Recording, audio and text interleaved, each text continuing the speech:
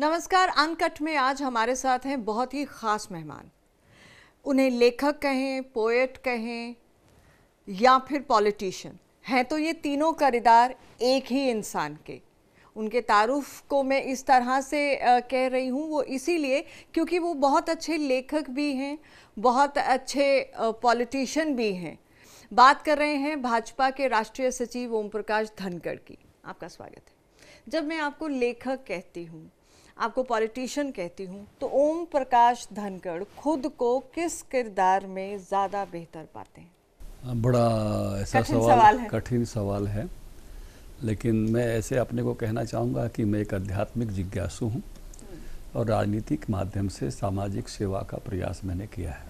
एक लंबा सफ़र, बड़े अलग अलग ओहदों पर आप रहे हैं, तो बतौर नेता और फिर बतौर लेखक, क्योंकि आपकी कुछ कविताएं भी देखी, आपके कुछ गाने भी सुने हैं, ख़ास तौर पे जो हरियाणा डे पर जो आपने लिखा था, जो गाना काफ़ी फेमस भी हुआ, तो इन दो चीज़ों का बैलेंस बिठा कर चलना अपने जीवन में आगे, इसको किस तरह से देखते हैं? ऐसा कि सर्जन एक व्यक्ति के स्वभाव में होता है, जो मैं कहूँगा कि बचपन से ही आता है।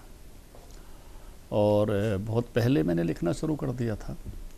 हालांकि मैं कोई ऐसा लेखक नहीं था जो हर दिन लिखे या हर सप्ताह लिखे, लेकिन काफ़ी सारी कविताएं मैंने स्कूल टाइम में भी लिखी, अपने एक तरह से कॉलेज के दिनों में भी, और पढ़ाता था तब भी लिखी।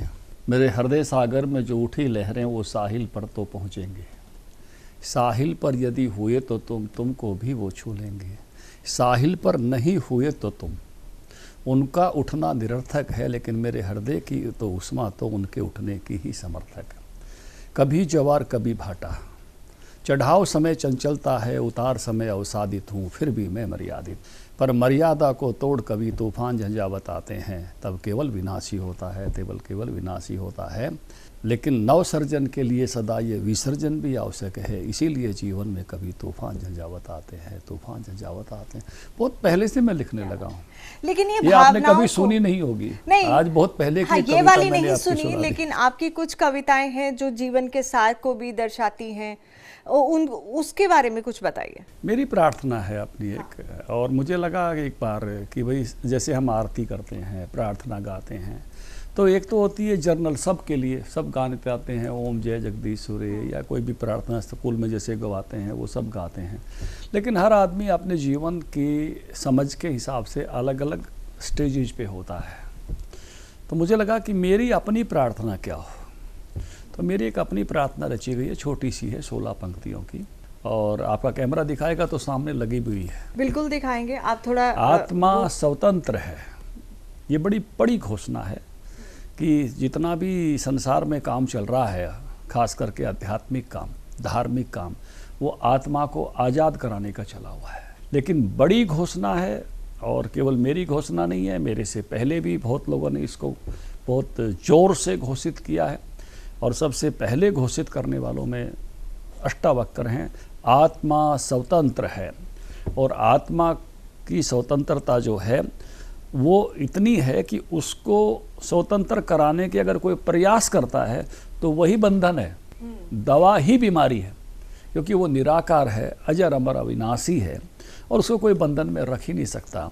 तो यहाँ से मेरी प्रार्थना प्रारंभ होती है कि आत्मा स्वतंत्र है, ये हमेशा ध्यान में रखो। चेतना स्वतंत्र हो, ये दूसरी पंक्ति है, यानी चेतना अटैच होती है और डिटैच होती है।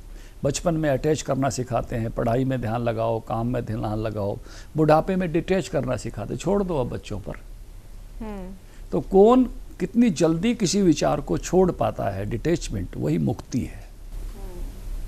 जो भारत में ईश्वर को प्राप्त करना मुख्य लक्ष्य नहीं है, भारत में मुक्ति को प्राप्त करना ही मुख्य लक्ष्य है। मुक्त किससे?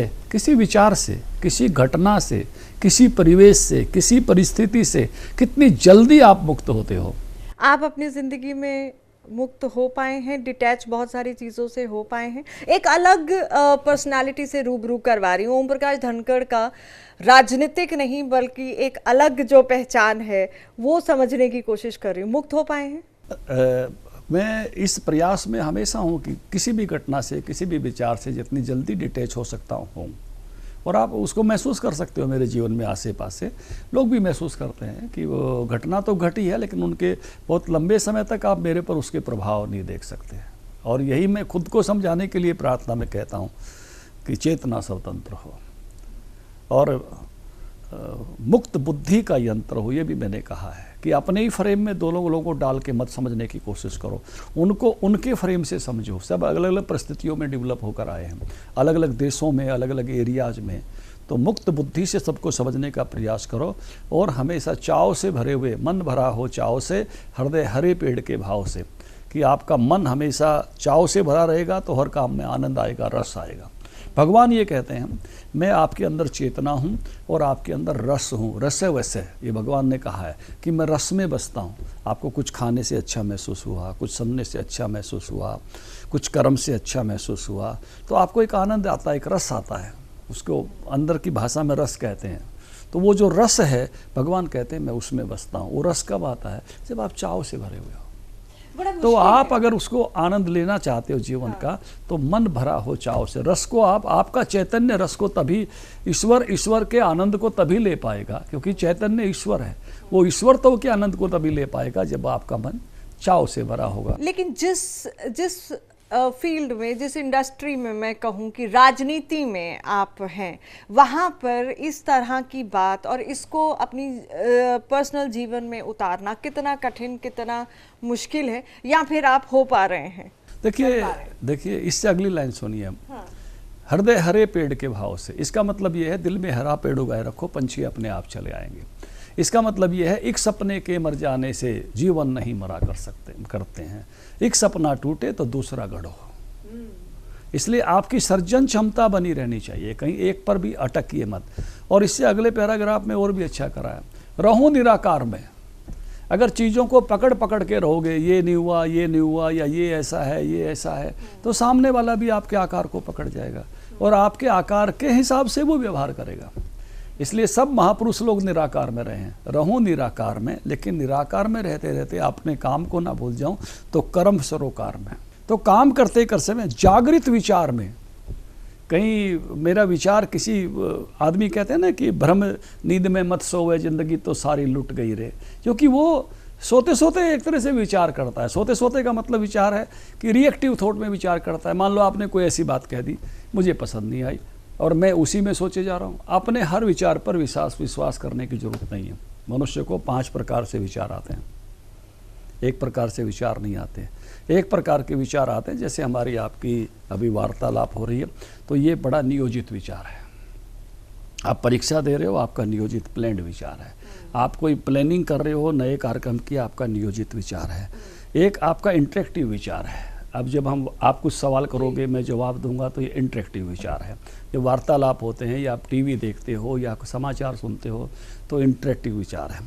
एक जिसका मैंने पहले जिक्र कर दिया, रिएक्टिव विचार है। कोई बात किसी को पसंद नहीं आई, अंदर लग गई।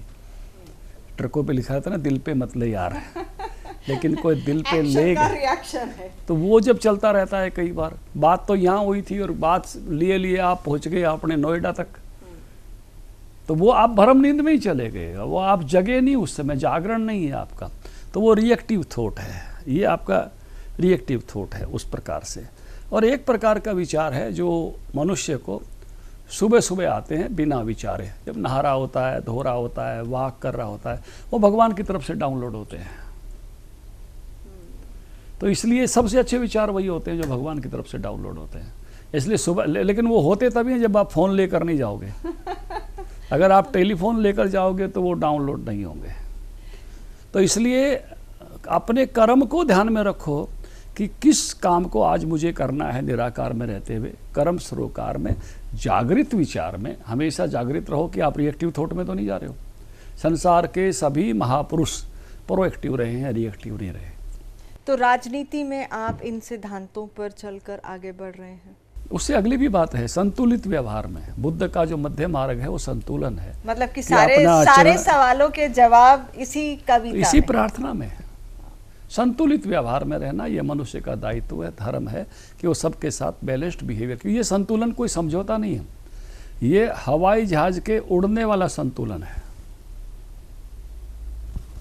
हवाई जहाज अगर संतुलित नहीं होगा तो नहीं उड़ेगा, और संतुलन कोई स्थायी तत्व नहीं है। बड़ा जहाज होगा अलग संतुलन होगा, छोटे जहाज का अलग संतुलन होगा, ज़्यादा वजन उठाएगा अलग संतुलन होगा, ज़्यादा हाइट पे जाएगा अलग संतुलन होगा।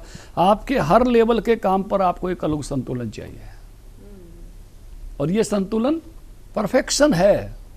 बुद्ध ने कहा पूर्णता किसी एक छोर पर नहीं है, अपितु मध्य में है।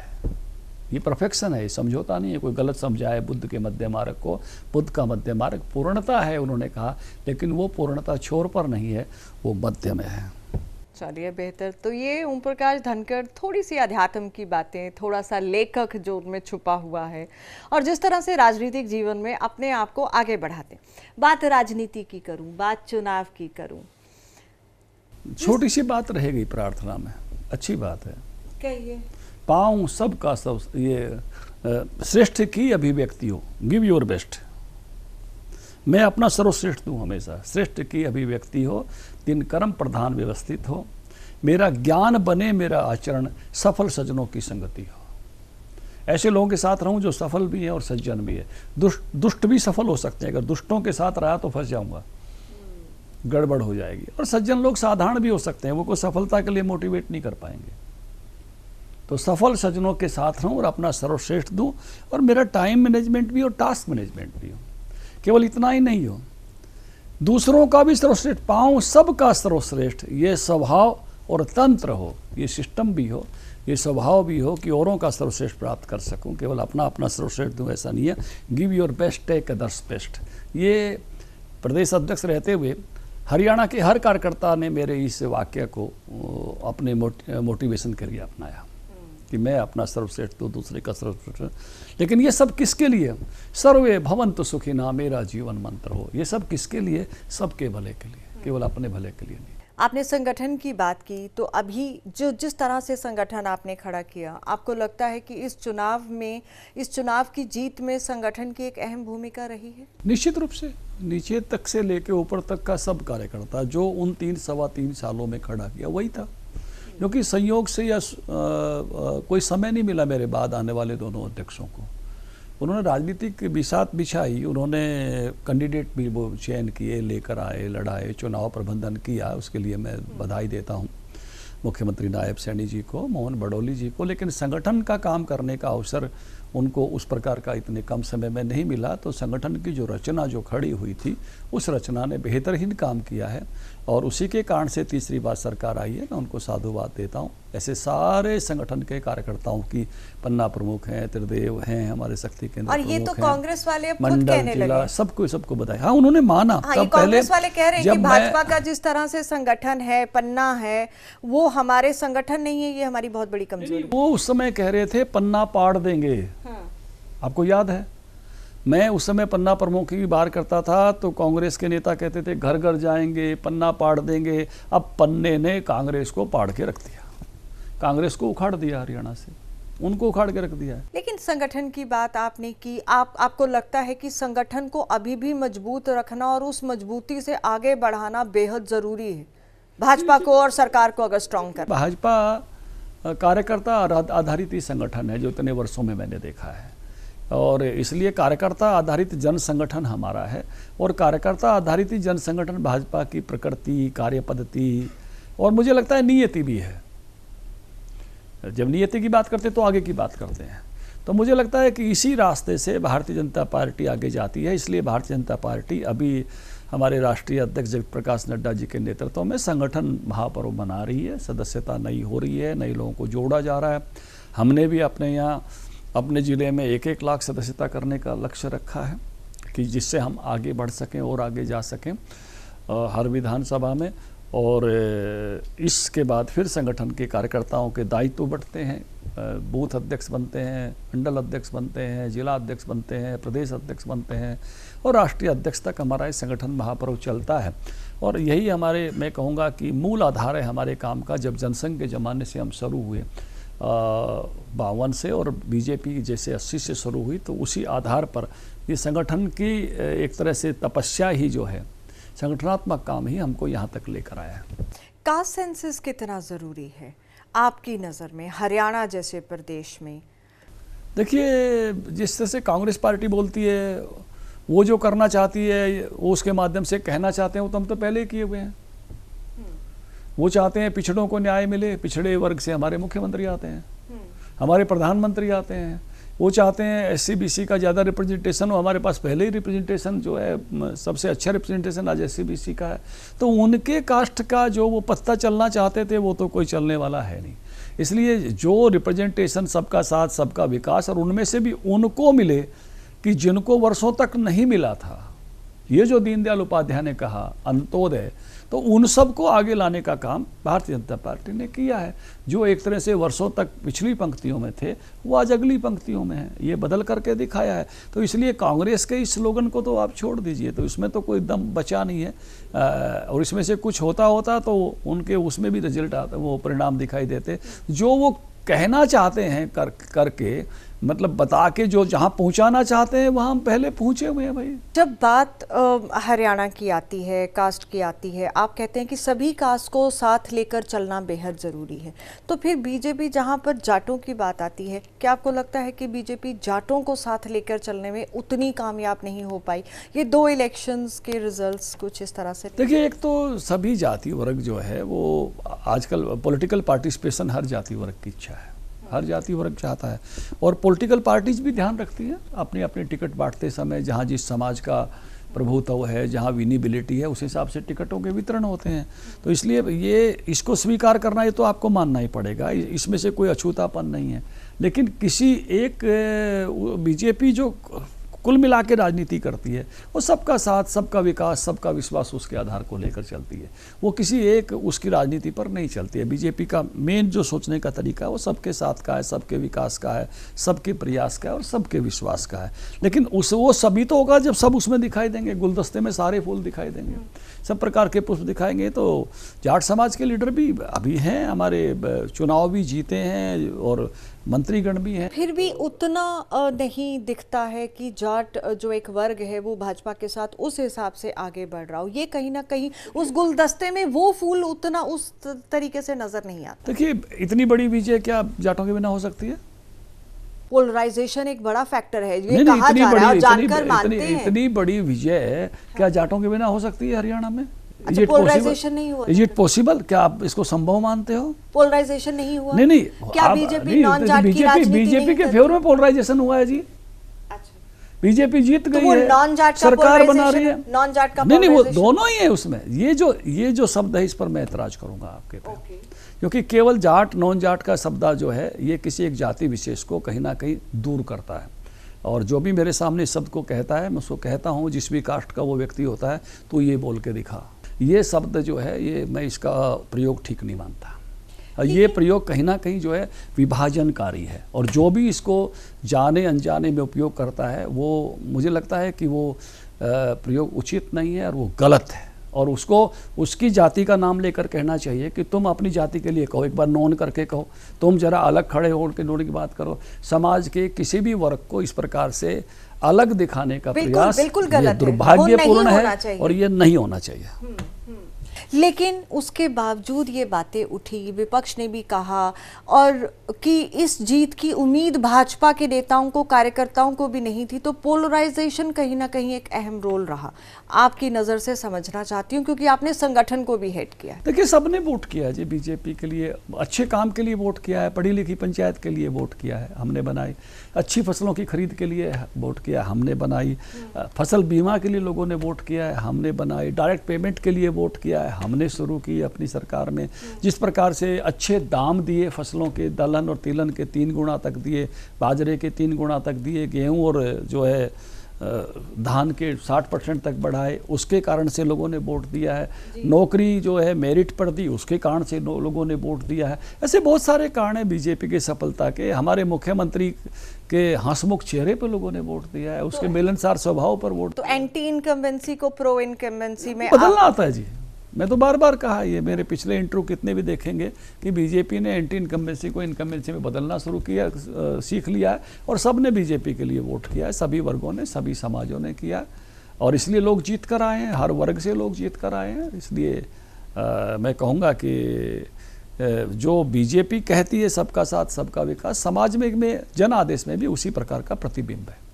क्या आपको लगता है कि ये मैसेज अभी और डाउन द लाइन स्ट्रांगली जाना बेहद ज़रूरी है अब इस कार्यकाल में, शायद भाजपा के, कि जिसमें आपने हालांकि कहा है कि आप एक वर्ग का नाम नहीं लेना चाह रहे हैं, मैं नहीं ले रही हूँ, लेकिन मैं फिर भी इनडायरेक्टली कह रही हूँ कि वो मैसेजिंग जाए कि सब उस गुलदस्ते के फूल हैं, ये स्ट्रांग एक परसेप्शन क्रिएट करना जरूरी है। देखिए 14 से 19 की सरकार में हम थे ना, कैप्टन अभिमन्यु थे, पिछली सरकार में भी कमलेश ढांडा और जेपी दलाल जी थे, अभी भी महिपाल ढांडा जी आए हैं और श्रुति चौधरी आई है। पार्टिसिपेशन है, हमेशा पार्टिसिपेशन रहा है और अच्छा पार्टिसिपेशन रहा है, बाकी लोगों बाकी लेवल पर भी पार्टिसिपेशन रहा है।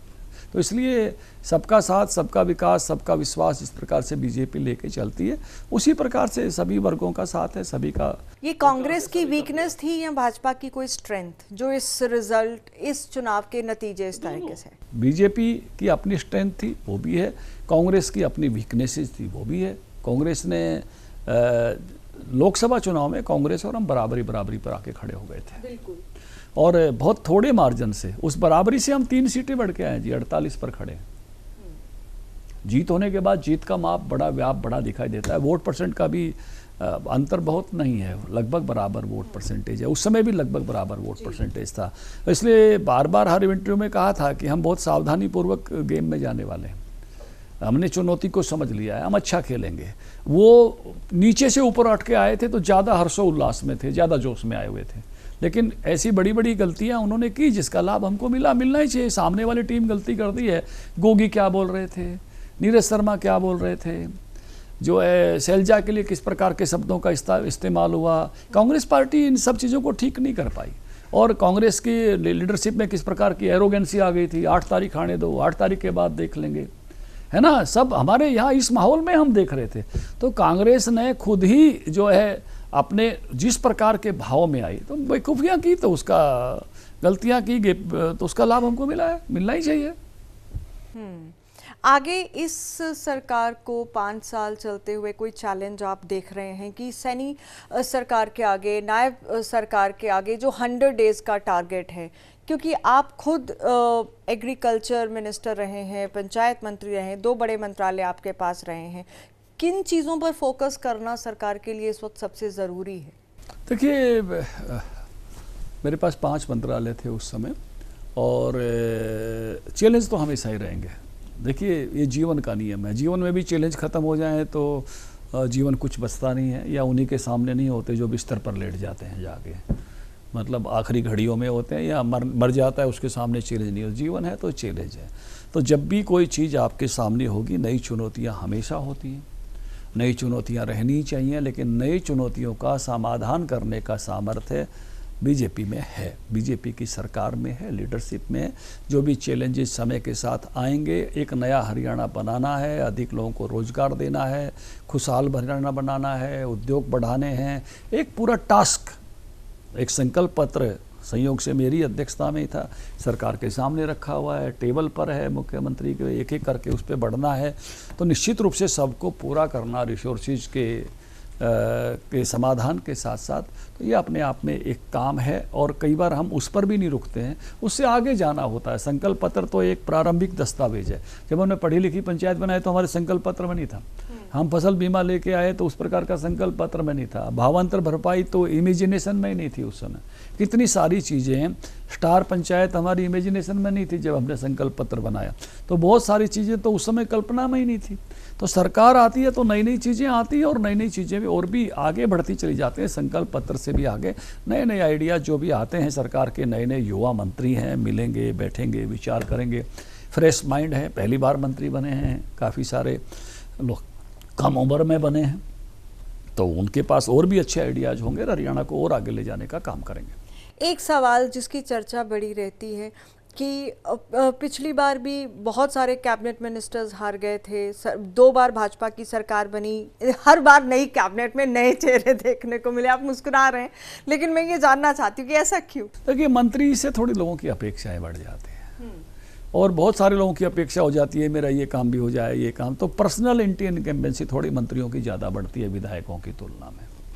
ये मैं देखता हूँ हमेशा, क्योंकि उनके प्रति अपेक्षाओं का जोर होता है, उनको लगता है मंत्री है, कर सकता है।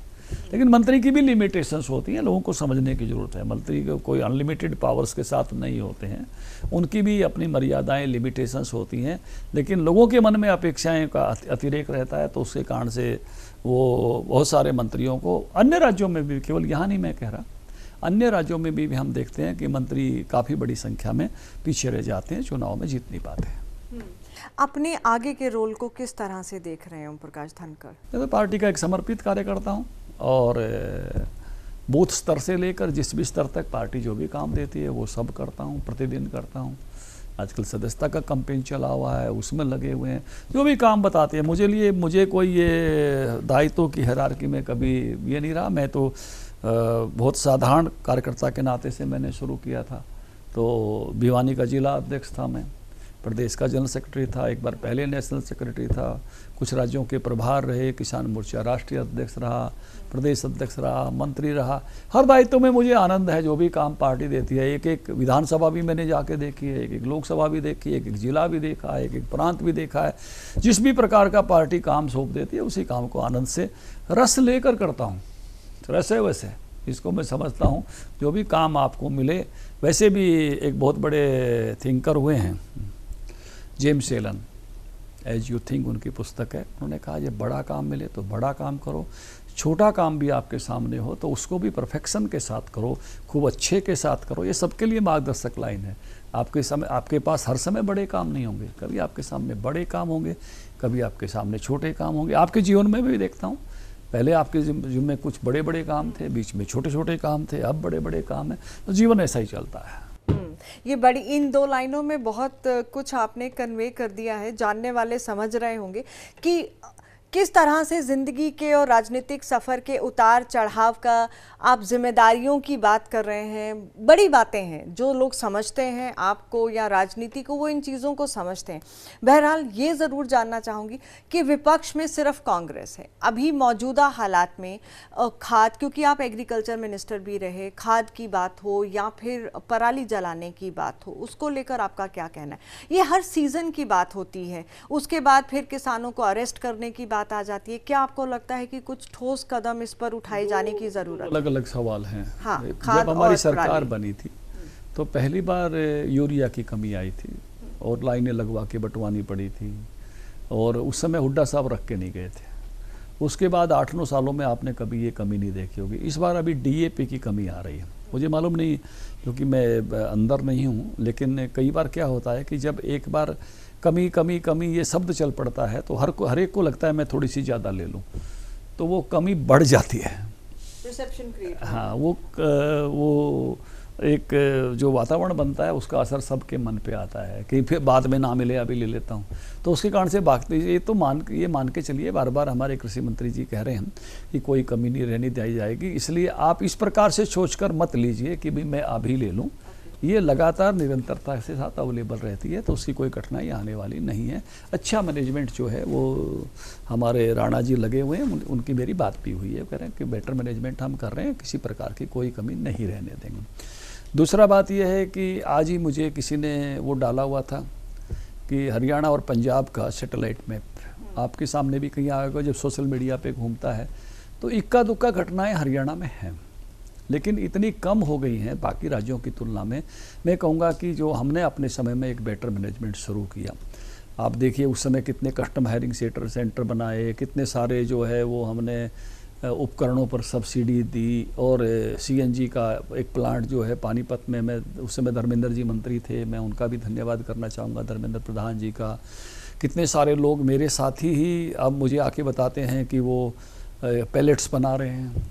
हमारे ये झाड़ली में भी 3 प्लांट हैं, इनमें भी पराली से बनाए हुए पैलेट्स का इस्तेमाल होता है, और बहुत सारे लोग उसके और जो अन्य उपकरण बन सकते हैं आप देख रहे हैं वो बनाते हैं, उनकी कई तरह के उससे चीज़ें बनती हैं। तो बहुत सारा मैनेजमेंट हो गया, थोड़ा बचा है, और इसलिए हर किसान को इस बात को समझना चाहिए। मैं तो देखिए जागरण का लेवल, आपको ध्यान होगा आदित्य की शादी थी तो उसके ननिहाल से भात में वो हैप्पी सीडर ही लेकर आए थे। उस समय बड़ी खबर बनी थी कि भाई वो इसलिए कि भाई उस जागरण बढ़े। जब उन्होंने पूछा कि हम क्या लेकर आए, मैंने कहा हैप्पी सीडर ले आओ गाँव के लिए, तो गांव में लोग पराली नहीं जलाएंगे, सबके उपयोग में आ जाएगा। तो उस नाते से ये हरियाणा में काफ़ी कम हुआ है। मैं और बड़ी बात कहता हूँ कि देखिए, खेत में आग लगाने का मतलब है माँ के गर्भ में आग लगाना। देखिए, छोटा बच्चा है वो माँ के दूध से पलता है, हम बड़े बच्चे हैं इस धरती माँ के अन्न से पलते हैं। जैसी हमारी माँ की सेहत वैसी हमारी सेहत है, और हमारी ये जो उर्वरा शक्ति है ये ऊपर की ही जो लेयर है उसी में होती है। अगर इसको हम आग लगाते हैं तो उर्वरा शक्ति खत्म होती है, और ये उर्वरा शक्ति ऑर्गेनिक जो उसका अंश होता है, जैविक अंश होता है, उसी में होती है। पेड़ पौधों का गला सड़ा हिस्सा और जो तरह तरह के उसमें कीटाणु होते हैं, जीवाणु होते हैं, उसी में उर्वरा शक्ति है, और आग लगाने से यही खत्म होता है। उर्वरा शक्ति खाली जमीन में नहीं है। अगर आप ऊपर की परत हटा देंगे, ईंट उतारने के लिए देखते हैं ना भट्ठे भट्ठे वाले, उसमें खेती नहीं होती है, नहीं हो सकती। फिर कहीं से लाके ऐसी मिट्टी बिछानी पड़ती है जिसमें जीवांश हो। वो जीवांश हम खत्म करते हैं, इसका बहुत बड़ा पाप है। ये माँ के गर्भ में आग लगाने जैसा है, किसी कीमत पर नहीं करना चाहिए। लेकिन छोटे किसानों का कहना है हम कि लगते हमारे हैं, पास विकल्प नहीं है। हमारे विकल्प, अब इतने सारे विकल्प दिए गए हुए हैं जी, और आप दूसरी चीज़ों का इस्तेमाल कीजिए। विकल्प का कोई कमी नहीं है। अब इसकी समझदारी बढ़ानी ही पड़ेगी आपको। आप हाँ, यही वो उस लेवल, इतने लोग आ गए, आप क्यों नहीं आ रहे कुछ थोड़े से लोग? कि जब इतने लोग आ गए हैं, जब मैं कहूँगा कि शायद 90% लोग हरियाणा में आ गए, अब नहीं चलाते हैं। शायद 10-1% लोग बचे होंगे जो अभी जो इस घटनाओं को अगर देखेंगे या सैटेलाइट मैप भी देखेंगे तो पूरे स्टेट को देखते हुए मुझे नहीं लगता कि कोई बहुत बड़ी संख्या है। अब इनको भी आखिर में मान जाना चाहिए कि जब यही मान लोगे यही सबसे छोटा रास्ता है तो फिर उसी को अपनाना पड़ेगा। वो रास्ता है ही नहीं, उसको बंद करना पड़ेगा। वो हमारे अपने लिए अच्छा नहीं है। सरकार की बात छोड़ दीजिए। और फिर सांसें नहीं रही तो रहेंगे कहाँ? पानी से ज़्यादा इंपॉर्टेंट सांसें हैं। तो इसलिए श्वसन की दृष्टि से भी, अपने बुजुर्गों की सेहतों की दृष्टि से, अपने होने वाली बच्चों की सेहतों की दृष्टि से कहाँ लेकर जाओगे? कौन सी जगह है जहां आपको जो है शिफ्ट हो जाओगे कि इस समय 2-3 महीने का अगर इस प्रकार का पॉल्यूटेड एनवायरनमेंट रहता है तो कहाँ शिफ्ट होंगे आप? तो ये बड़ा सवाल है। तो इसलिए केवल दिल्ली का, गुड़गांव का सवाल नहीं है। आप आसपास के जिलों का भी देखेंगे तो पोल्यूशन का लेवल 300, 350। तो आप अपने जीवन को अच्छा रखना अपना दायित्व है। तो उस नाते से भी और धरती की सेहत की दृष्टि से भी, दोनों दृष्टि से इसको हमको रोकना ही पड़ेगा। इसका कोई और विकल्प नहीं है। मेरे 2 सवाल हैं आपसे, लेकिन उनका जवाब आप एक ही शब्द में देंगे तो ज़्यादा दर्शकों को समझ में आएगा। अपने आप को अगर आपको डिफाइन करना हो एक ही वर्ड में तो कैसे डिफाइन करेंगे? ओम प्रकाश धनखड़। मैं एक आध्यात्मिक जिज्ञासु हूँ और राजनीतिक क्षेत्र को मैंने सेवा का माध्यम चुना है। अपने राजनीतिक सफर में कोई ऐसा पल रहा होगा जिसमें आप बहुत ज़्यादा भावुक हुए? ऐसे तो भावुकता के अनेक पल आते हैं। कोई ऐसा एक पल जब बहुत ज़्यादा भावुक हो गए आप? कोई एक पल नहीं है, ऐसे बहुत सारे पल हैं। अभी ठाकुर राजनाथ सिंह जी आए थे मेरी जनसभा में, और जिस प्रकार से वो मेरे लिए बोले, मेरे लिए बहुत इमोशनल पल था। नरेंद्र मोदी जी ने जब मुझे स्टैच्यू ऑफ यूनिटी का काम दिया, मेरे लिए बहुत भावुकता भरा पल था। बहुत चीज़ें जब मैं ऐसी कर पाया, खास करके मैं जब जोखिम प्रबंधन कर पाया, किसानों को मुआवजा बढ़ा पाया और बीमा शुरू करा पाया, मेरे लिए बहुत इमोशनल पल थे। तो कई जब आप कुछ अच्छा करते हैं तो आपके लिए एक आनंद भरा इमोशंस होती हैं। पढ़ी लिखी पंचायत कर पाया, सुप्रीम कोर्ट से हमको विजय मिली, उस दिन वो मेरे लिए बहुत भावुक पल था। तो जब आपके नेताओं का जब आपको आशीर्वाद मिलता है, जब कोई आपको अप्रत्याशित ऐसा काम मिलता है जो है, या आप ऐसा कुछ कर पाते हो, तो वो मेरे लिए वो निश्चित रूप से वो आपके जीवन में कोई रिग्रेट अभी तक ऐसा है कि ऐसा कोई मैं कहूँ कि रिग्रेट मेरे जीवन में नहीं है जिसको लेकर मैं कहूँ कि कोई। एक बार हम जहाज़ से जा रहे थे और मौसम बहुत ख़राब था। मैं, अनिल विज जी, ज्ञानचंद गुप्ता जी थे। और जहाज़ ने बहुत बड़े झटके खाए। मेरे बहुत बुरे मौसम में फंस गया था, छोटा जहाज़ था। तो लगा कि यार मर जाएंगे। फिर लगा मरने में कोई ऐसी बात नहीं है, कुछ ऐसा नहीं है कि जिसके कारण से ये लगे कि वो नहीं कर पाए। तो ऐसा कोई भाव नहीं है कि ये नहीं कर पाए। भगवान ने जीवन में पर्याप्त आशीर्वाद दिया है, बहुत अच्छी चीज़ें दी हैं, तो ऐसा कोई रिग्रेट नहीं है। लेकिन उसी समय एक दूसरी बात भी ध्यान में आई। जीवन में जो भी कुछ आप आनंद करना चाहते हो, अच्छा करना चाहते हो, उसके लिए वेट मत करिए, निरंतर करते रहिए, क्योंकि ये 10वीं के पेपर कभी ख़त्म नहीं होते। चलिए, 12वीं के पेपर कभी ख़त्म नहीं होते। इसलिए जो भी आप करना चाहते हैं उसको साथ साथ करिए। ये हो जाएगा तब करेंगे, इस वाक्य को छोड़ दीजिए। उस दिन 2 बातें मेरे ध्यान में आई थी, तो दोनों बातें मैंने आपसे साझा कर ली। बिल्कुल, यही शायद जिंदगी का सार भी है। बेहद शुक्रिया ओम प्रकाश धनखड़, हमारे साथ इस कार्यक्रम में जुड़े और दिल खोलकर अपनी जिंदगी की कुछ बातें हमारे साथ साझा की। लेते हैं आपसे इजाजत। नमस्कार। नमस्कार।